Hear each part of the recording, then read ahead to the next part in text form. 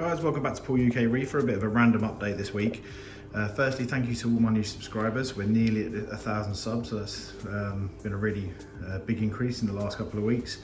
Thanks very much to all of you new people who have joined me. I put weekly videos out with all sorts of random stuff about reef tanks, so please like the videos and tell your friends. Okay, so this week's a bit of a random video, and basically the orange spot rabbitfish, which you can see the big one right in the centre of shot right now, had a bit of a mad one the other night. I came in to the kitchen, which was in complete darkness, well into its night cycle, and turned the lights on rather quickly, which probably wasn't well advised. And my friend here decided that he was going to try Free Willy style to escape the fish tank.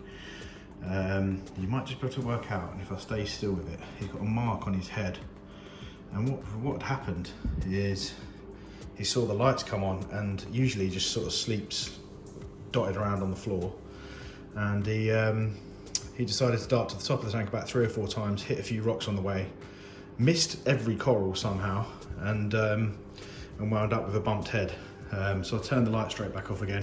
You can just see there's very tiny little white nick on his head. If he comes out, he's been a bit shy. Here he is. There you go, just one little nick. Lucky it wasn't his eye. It's been a couple of days since, still feeding fine, and no problem with it. But yeah, something I hadn't really thought about before, and that is just turning the light straight on in the kitchen. So maybe next time I'll do that a little bit slower if I come down in the night. But yeah, I don't know if that's ever happened to anybody else. Luckily the jump guard was on, which is made by Reef Tops. That stopped it, and he sort of hit that and came straight back down again. So I think most of the damage was done by the rock. A few other updates. My barley coral started stripping slightly in the middle a few weeks back, and I kept an eye on it. It didn't really get any better, and I also noticed a few vermitid snails on the rock, and I just wasn't happy, and I was hoping it didn't completely strip. So what I did is just take 2 or 3 of the really nice coral sections off of it and puttied them onto the rock. So whilst it's not as big and broad, it's still looking nice and green. And yeah, a bit precautionary really. Maybe didn't need to do it, but I didn't want to lose the whole thing, and it still looks pretty nice. So there's a little update there. I changed out my UV bulb, so that means that I've now serviced every part of the equipment from the moment the tank was installed, sort of 6 odd months ago.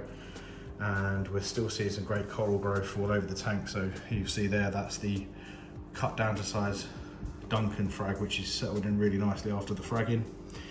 I looked back on a few videos and saw the size difference in this red hystrix or pink hystrix. The oh my gosh, put my teeth back in. Jack-o'-lantern leptoceris is now really coming over onto the rock. It's a bit of a red colour in there, but it doesn't seem to be irritating anything. And then this guy as well, the green hystrix. The stalks have got really thick, and it's starting to sort of really explode off. Not to mention this one here as well. I think it's the stellata. That one seems to have done really well. So yeah, along with the plate growth, which are 3 times the size. So if they do the same again in the next 6 months, they'll all be 4 or 5 inch plates. So dead excited about that. So yeah, a bit of a weird random update. We've got a fish trying to jump out. We've got a coral frag down, and all of these updates are ready for next week, where I have a Prestige reef order coming, and also some stuff from Signature Frags as well. So there's a couple of new acros, and there's also, to go with my Monty garden here, we're going to be adding a grafted Monty as well. So all of that's been great, and that's all on the way. The frags, although there's a little bit of surface green algae down here on the sand bed, and I think that's due to lack of flow from putting this frag rack in. The flow that comes over here has really died down, so if I brush this off, it literally just goes away. But you can see the frags there, there's a few left. I've given a couple away, but look, they're really settled in nicely, and there's a few guys, local reefers that I know, who are interested in them. So I'm going to give them away as well and share the love. But yeah, tank's looking great. Another week of stability. The next ICP test has been sent off, so I'm looking to hopefully see the reduction in tin continuing following my other video. And also the phosphate dose in a phosphate RX, did them 2 doses of 10 drops, then 6 drops, and my phosphate's down at 0.05 now and looking great, and it's not been rising. Nitrates have really been stable at 8 to 10.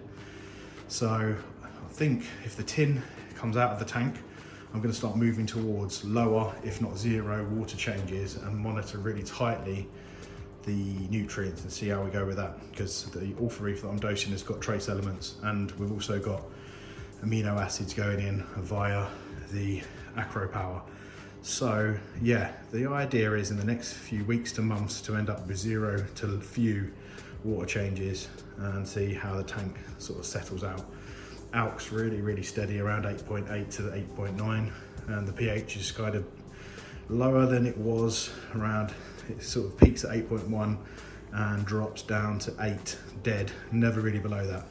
So still thinking about how we can raise that slightly long term, but for now we're still getting good growth. So there's my little update for this week. If you've got any questions, please pop them in the comments below. If there's anything you'd like to see videos on, let me know and tell me how your tanks are doing. Speak soon. Cheers.